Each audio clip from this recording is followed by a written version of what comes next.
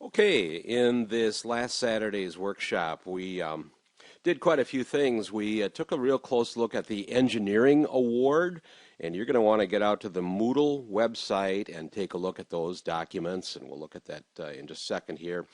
Also, each week we're going to talk about a specific part of the robot and how that part of the robot works. And this week we looked at what is a printed circuit board and how is it created.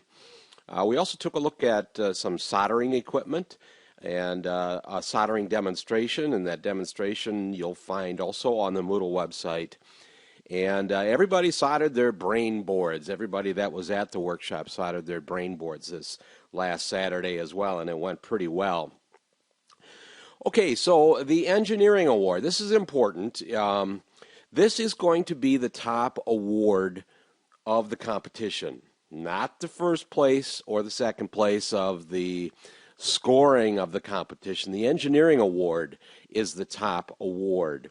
And this involves you creating some kind of a document to document your way through what you've gone through in creating your robot. And so what we're looking for in that document is what works, what didn't work, what you were frustrated with, how you did the programming, how each part of the robot works. I want you to be able to explain that type of thing. And also, those going for the Engineering Award, this is not mandatory for every team or individual, but if you would like to compete for the Engineering Award, the top award, you will have a 10-minute time slot that you can be interviewed by the judges at the competition. So that's the Engineering Award.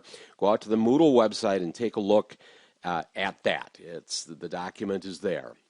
All right, so we're going to talk a little bit about printed circuit boards. And here we've got a picture of, it's probably from the 1950s or so. It's a guitar amplifier, a piece of electronic equipment, maybe 50, 60 years old. And if you look at that real close, you can see that the way they wired that was with wires. One point to the next, they just ran wires one point to the next, and there was somebody that sat there all day with soldering irons and connected these things up, which is okay, is very tedious and very expensive way to do things, but it worked for many, many years, and a lot of the older electronics that are still around are wired this way. But what happens when we get a little bit more complicated? The guitar amplifier shown here is relatively simple electronics-wise, but what if we wanted to do something like a computer circuit board? This is what it would look like if we did that, if we used the wire-to-wire, point-to-point type wiring like that. So as you can see, it's a mess, and it would be very, very difficult to create thousands of these, for instance. So somebody came up with this great idea. Why don't we see if we can take a plastic board and actually print those wires onto the board? And they did. And this is what a printed circuit board looks like.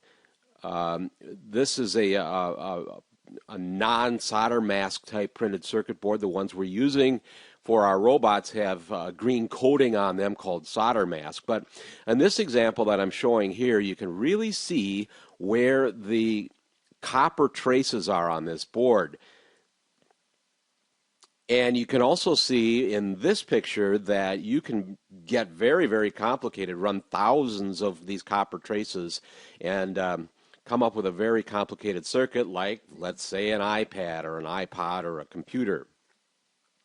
So how do we make a printed circuit board? We start out with a square of flat plastic, but the flat plastic is coated with copper. And you see an example here of some copper. It's called copper-clad board. So it's just got a real fine coating of copper on the plastic. Then we put something on the copper called resist. You can see everything here in black is a resist.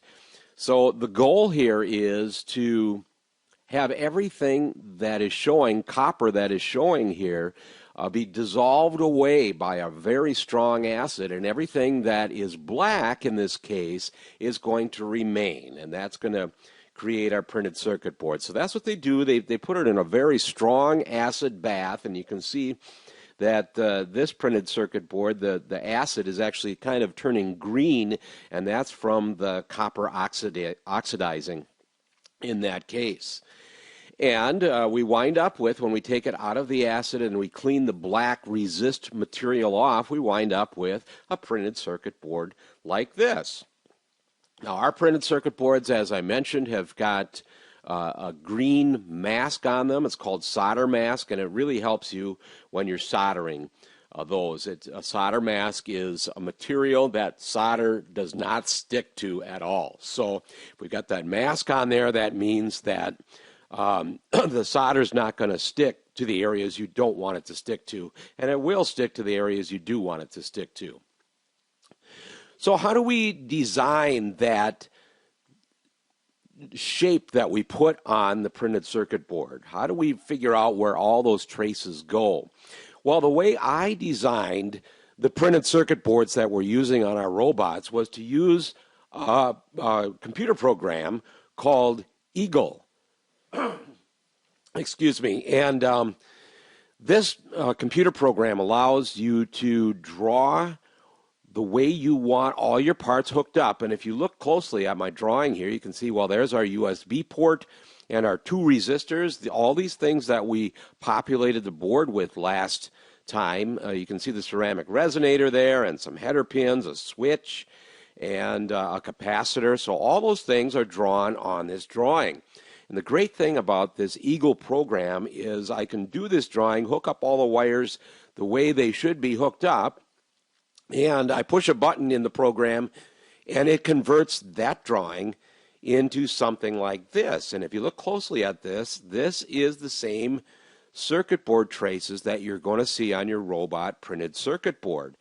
Everything that's red is on top of the circuit board. Everything that's blue is on the bottom of the circuit board. And here's even a little more detail. You should even kind of recognize this because that's what was printed on the top of your printed circuit board. So that's how it was created in a program called Eagle. There's a number of different PC board layout programs out there. The great thing about Eagle is it's open source and it's free.